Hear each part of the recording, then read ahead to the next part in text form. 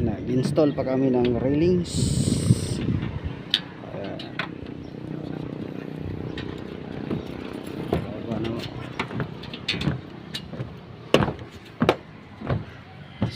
Solar panel trabaho dito sa ubos. So paano mga tawad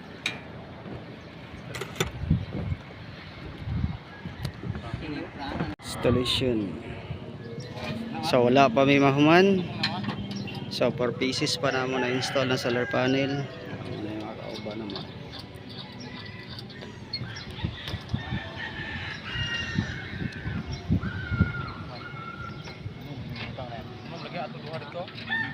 Ronda Cebu Korea.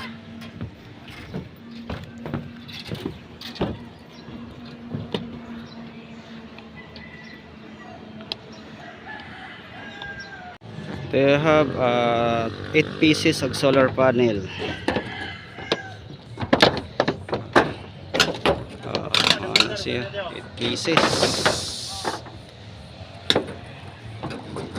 So wala pa may mahuman.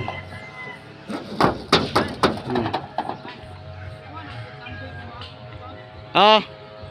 Ha? Oh.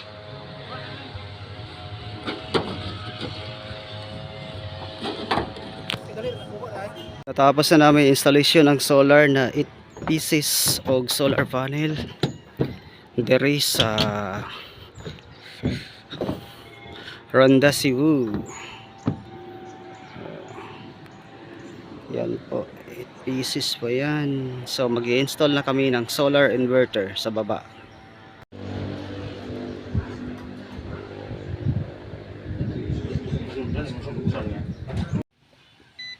Testing tayo sa frequency at saka yung amperahe. So 60 Hz. So naka-deploy na po lahat ng appliances nila. 13.6 kHz yung load maximum. To install 8 pieces of solar panel, then Solis inverter hybrid by Dynis battery. Then naka-config na po to, naka-off grid type. Then naka-net metering, mag-apply pala ng net metering. So ito po yung mga ka-solar. So ang battery po natin is malapit na po mapuno. Yan po.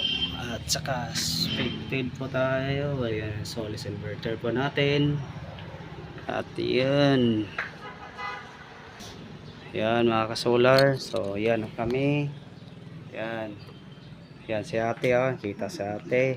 Dito po tayo sa Ronda kay Sir Andan. So yan lang po ang update ko. Okay, salamat.